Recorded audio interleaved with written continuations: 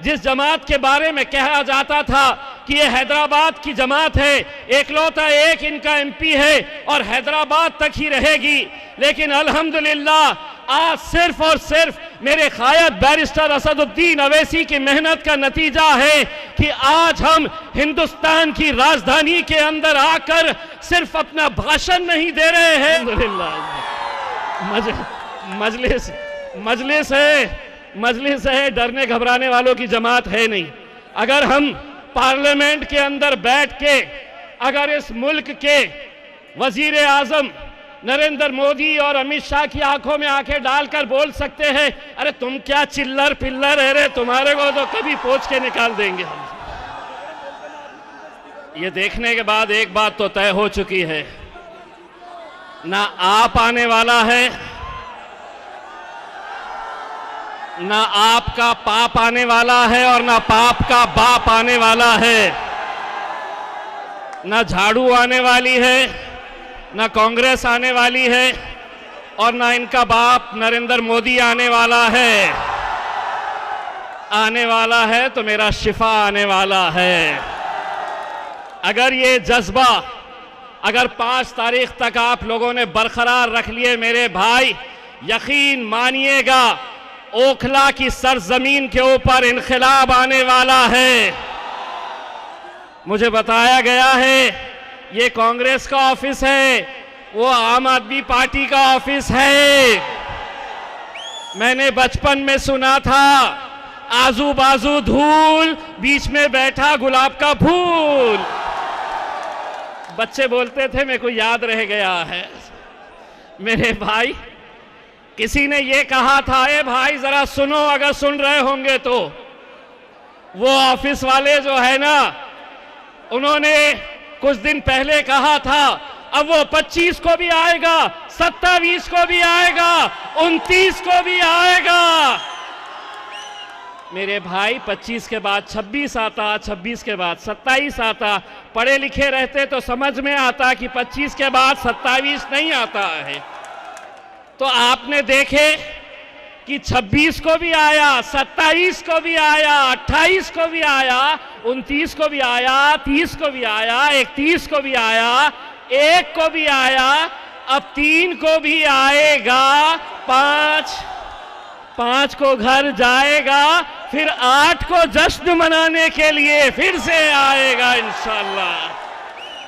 और तुम देखेंगे, दिल्ली देखेगी, हिंदुस्तान देखेगा और हिंदुस्तान का हर वो मुसलमान देखेगा जो मेरे ये नौजवानों के जज्बे को देख रहा है।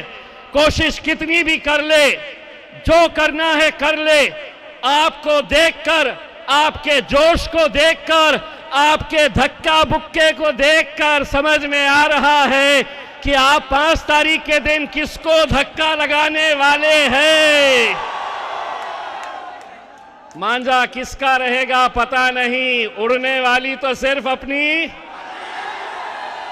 कैसे उड़ती? पतंग उड़ने वाली है मेरे भाई।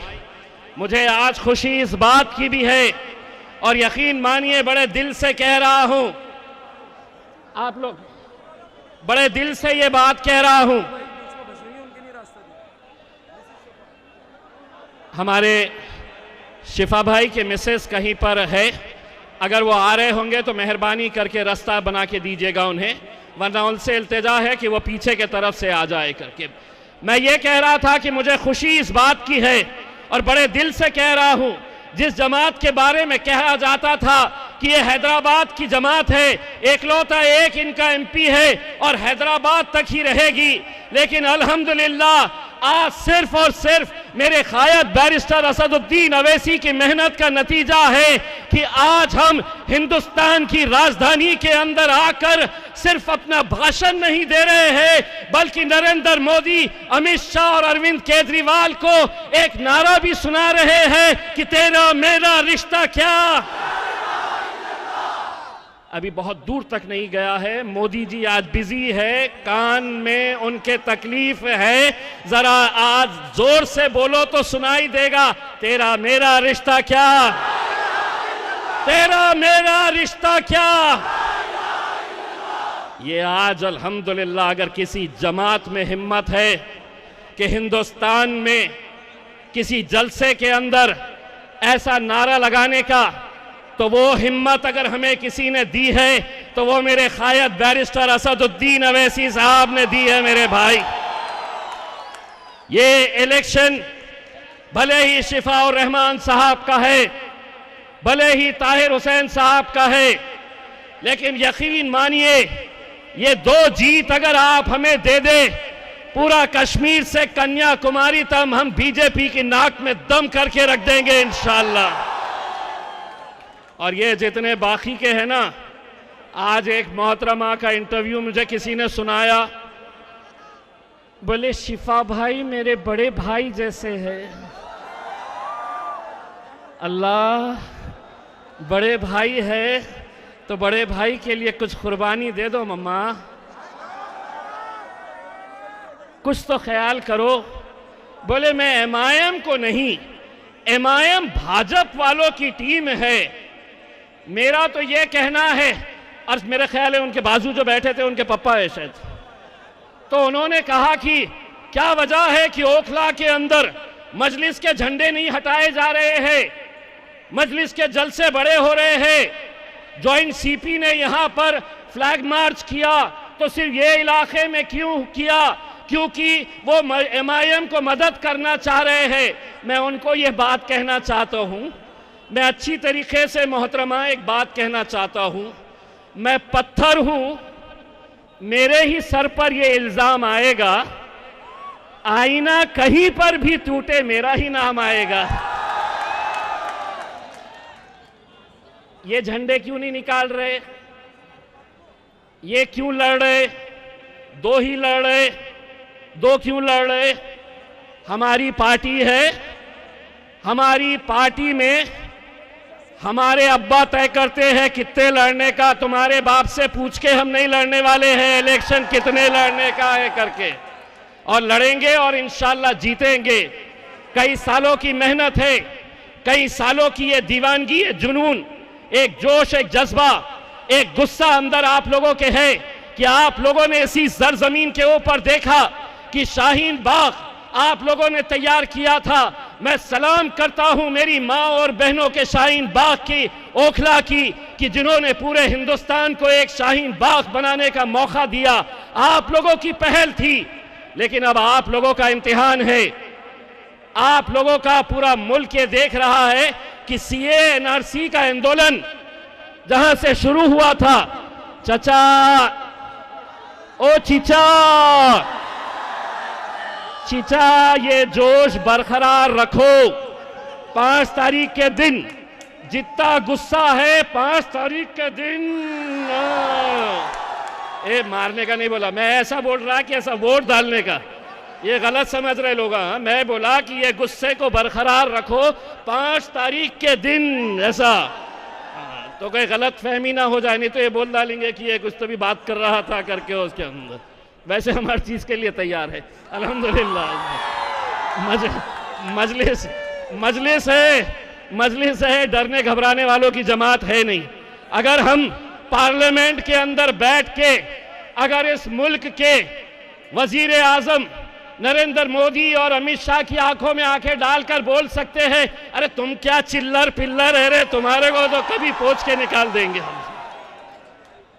मेरे भाई, आज आप लोगों को यह सोचना है कि आज जो लोग अलग अलग स्टेज के ऊपर जा रहे हैं, जाकर सिर्फ एक ही बात चल रही है, क्या यह सच्चाई नहीं है? क्या आप ये मानते नहीं है कि जितने भी स्टेज यहां पर सजाए जा रहे हैं, चाहे आम आदमी पार्टी का हो, कांग्रेस का हो, भाजपा का हो, महफिल उनकी सज रही है, चर्चा हमारा हो रहा है, हमारा चर्चा कर रहे। जो आ रहा बस एमआईएम क्यों आई, असदुद्दीन अवैसी क्यों आए, क्यों लड़े, कितना अच्छा लग रहा है, थैंक यू वेरी मच। मुफ्त में हमारी पब्लिसिटी करिएगा, इंशाल्लाह 8 तारीख के दिन आप देखेंगे, हिंदुस्तान देखेगा। आप लोगों को क्या खा के आए भाई साहब? आप सारा जोश आज ही निकालेंगे बोल रहे। जरा आज खींच के आए लगता मेरे हिसाब से। सारा जोश आज ही निकाल दूंगा बोल रहा हूं। रख भाई, 5 तारीख के लिए रख, तेरे को मौका दूंगा जितना। तो मेरे भाई, आज के इस दौर के अंदर मैं खास तौर से मेरे नौजवानों, तुम लोगों को यह कहना चाह रहा हूं, आज का एक ऐसा दौर है, एक ऐसी सियासत, मुसलमानों को आज सियासत में उस वक्त गोद में लिया जाता है जब इलेक्शन आता है, उनका लाड़ किया जाता है जब इलेक्शन आता है, और जब इलेक्शन खत्म हो जाता है यही मुसलमानों को यतीम खाने में छोड़ कर आया जाता है। यह सच्चाई है। कहीं ना कहीं आप लोगों को अपना अस्तित्व, अपनी पहचान, अपनी ताकत बनानी होगी मेरे भाई। और यकीन मानिए, अगर आप लोग ये काम को अंजाम दे सके तो आप सोचिएगा कि कितनी बड़ी ताकत हमें मिल सकती है। आज शिफा भाई, आज हम असद साहब के साथ मुस्तफाबाद गए थे। वहां पर भी मुस्तफाबाद में ताहिर साहब को जब लाया गया, कुछ उसी तरह से जिस तरीके से शिफा भाई को पुलिस वाले घेर कर लेकर आ रहे थे, इतनी पुलिस उनके साथ थी मानो कोई वो एक दहशतगर्द है। लेकिन मैंने कल भी कहा था, आज भी कह रहा हूं, और आप लोग उसके ऊपर आमीन कहना, सुम्मा आमीन कहना, कि जो पुलिस वाले मेरे शिफा का हाथ पकड़कर लेकर आ रहे थे, एक आरोपी बनाकर लेकर आ रहे थे, जिस मस्जिद के अंदर कल वो नमाज पढ़े, हमने उनसे मुलाकात की, उसी मस्जिद के अंदर हमने अल्लाह से गिड़गिड़ा कर ये दुआ की कि या अल्लाह तू वो दिन भी दिखा हमें कि जो पुलिस वाले इन्हें एक आरोपी बनाकर लेकर आ रहे हैं, 8 तारीख के दिन यही पुलिस वाले शिफा को जेल से जब बाहर निकालेंगे तो एक एमएलए बनाकर और दिल्ली की पुलिस को मैं बोलूंगा कि इज्जत से लेके आओ, मेरा भाई आया है, हाथ पकड़ रहे हैं। मैं उनसे कहूंगा आप सलाम ठोको। हम कर सकते हैं मेरे भाई। ये मंजर आप लोग देख सकते हैं। नौजवानों, अगर जुल्म हद से ज्यादा बढ़ता है तो इनकलाब आता है। आप लोग हर तरह के जुल्म को देख रहे हैं। हर रोज कोई ना कोई कुछ ना कुछ हमारे बारे में बोलता है। आपने कुछ दिन पहले उत्तर प्रदेश के मुख्यमंत्री कुंभ मेले के बारे में उसने कहा था,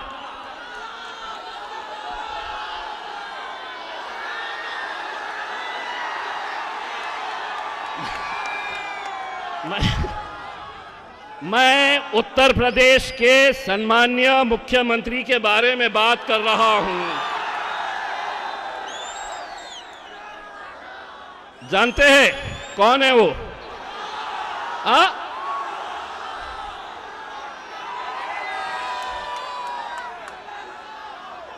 अपने को तो बाल है भाई।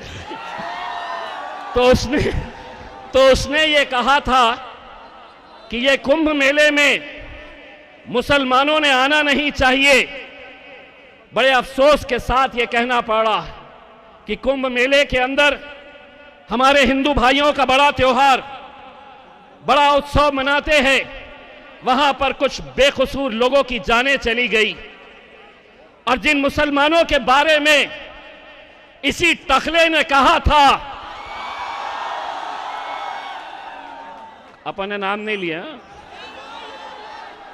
उसी ने कहा था कि मुसलमानों वहां पर आना नहीं।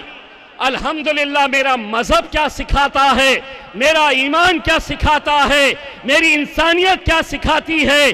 जब यही कुंभ मेले के परेशान लोग वहां से निकल रहे थे तो मुसलमानों ने अपनी मस्जिदें और मदरसे खोल दिए उन लोगों के लिए। उन्हें खाना खिला रहे, पानी पिला रहे, उन्हें आराम करवा रहे हैं। एक तुम्हारी संस्कृति ये कहती है और एक मेरी तहजीब है कि मैंने अपनी इबादत गाहें तुम्हारे लिए खोल दिया हो। ये मेरा इस्लाम सिखाता है मुझे। मेरे भाई, मैं सिर्फ आप लोगों से ये इल्तिजा करना चाह रहा हूं कि 5 तारीख के दिन फजर की नमाज के बाद आप लोग अपने घर से निकलिए। खास तौर से हमारी माएँ और बहनें, आप लोग सुबह सबसे पहले जाकर लाइन में खड़े रहिए। बहन जी, आपको मालूम है छुट्टी का दिन रहता है और अपने पोते कैसे रहते हैं मालूम है आपको। सुबह सुबह नींद में से उठ के लड़के बोलते, शौहर बोलता चाय बनाओ, बोलना आज चाय वाय कुछ नहीं मिलने वाली है, देने नहीं, चाय वाय कुछ नहीं देना, बोलना पहले जा पतंग उड़ा के आ, तब जाकर चाय दूंगी नाश्ता दूंगी करके। उसमें सब घर वालों को बोल दे, कितना भी कड़क शौहर रहो। हाँ मालूम है, यही जोश बस 5 तारीख तक बरकरार रखो। किसको कैसे धक्का देना है अच्छे से सीख लो।